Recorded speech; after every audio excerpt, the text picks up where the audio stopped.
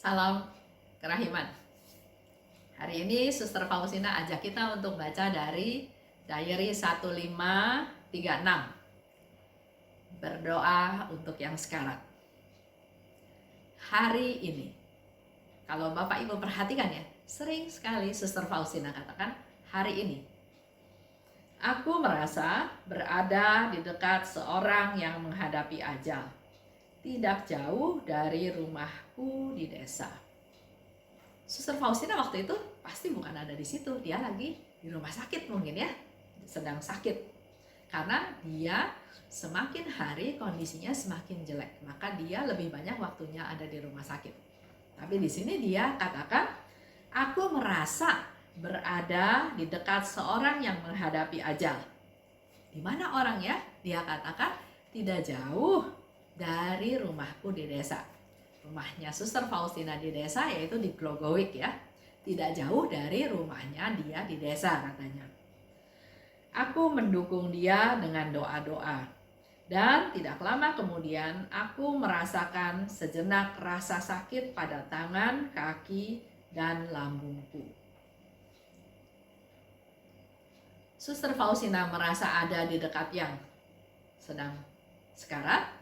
Dan jiwa itu dia menjadi lebih tahu, lebih persis ada di dekat rumahnya yang ada di desa. Dan dia berdoa buat si sakit. Tapi tiba-tiba dia merasakan sejenak ya, sejenak artinya nggak lama, rasa sakit di tangan. Aku merasakan sejenak rasa sakit pada tangan, kaki, dan lambungku. Berdoa untuk orang yang sedang menghadapi ajal. Kita nggak tahu bagaimana kehidupan mereka, bagaimana hari-hari mereka, apakah hidupnya sudah berkenan pada Tuhan, atau hidupnya malahan barangkali murtad, mengecewakan Tuhan, tersesat, meninggalkan Tuhan. Banyak hal ya, kita nggak tahu. Tapi Suster Faustina memberi contoh, dia tergerak, dia berdoa. Tidak pilih-pilih, dia berdoa. Dan di sini dia sharing, dia sejenak merasakan sakit di tangan, di kaki, dan di lambungnya. Kalau kita ingat luka di tangan, luka di kaki, luka di lambung, itu seperti luka yang dialami oleh Yesus. Inilah yang disebut, yang dialami oleh Suster Faustina sebagai stigmata rohani. Walaupun tidak kelihatan seperti Padre Pio ya, nggak kelihatan tangannya terluka, tapi dia merasakan penderitaan tersebut, kesengsaraan tersebut. Bisa juga ini diartikan, diingatkan bahwa Tuhan Yesus sudah menderita begitu luar biasa untuk kita. Tangannya dipaku, kakinya dipaku, lambungnya ditusuk oleh tombak, penderitaannya luar biasa. Itu semua sebagai bukti cintanya Yesus pada kita manusia berdosa. Dan Suster Faustina merasakan sejenak penderitaan tersebut untuk menjadi silih dari si yang sekarat tersebut. Untuk jadi silih, untuk menyelamatkan jiwa dari orang yang didoakan tersebut. Ada juga contoh seperti ini ya, yang kita tahu, yaitu Theresia Neumann dari Jerman. Dia wanita biasa, petani, kerja di ladang, tapi dia mengalami juga luka di tangannya, mula-mula luka.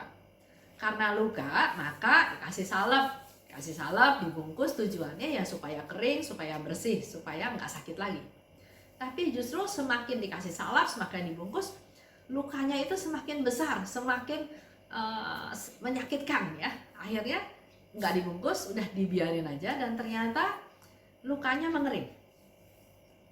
Dalam perjalanan waktu, penderitaan ini, luka-luka ini dia alami setiap hari Jumat. Jadi dia mengalami luka-luka seperti yang dialami oleh Yesus, mengalami stigmata. Sekarang Theresia Neumann setahu saya sudah diproses jadi beata ya, jadi orang kudus. Dan selama hidupnya dia mungkin sekitar 40 tahun kalau nggak salah ya, dia tidak bisa makan apa-apa. Dia hanya hidup dari air dan hosti. Bahkan akhirnya air pun dia nggak bisa minum. Dia hidup hanya dari hosti. Dan ini menjadi satu mujizat yang luar biasa karena mana mungkin manusia selama bertahun-tahun hanya dengan hosti dia bisa hidup. Bahkan kalau lihat fotonya, Theresia Neumann itu orangnya gemuk. Tapi setelah dipelajari memang ternyata dia hanya hidup mengandalkan hosti. Jadi hosti itu betul-betul tubuh Kristus, betul-betul makanan yang Tuhan berikan kepada kita supaya kita bisa hidup.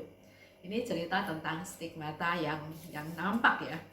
Begitu pula dengan Padre Pio. Kalau Suster Faustina, dia memang mengalami stigmata rohani, mengalami luka-luka penderitaan Yesus tapi secara rohani.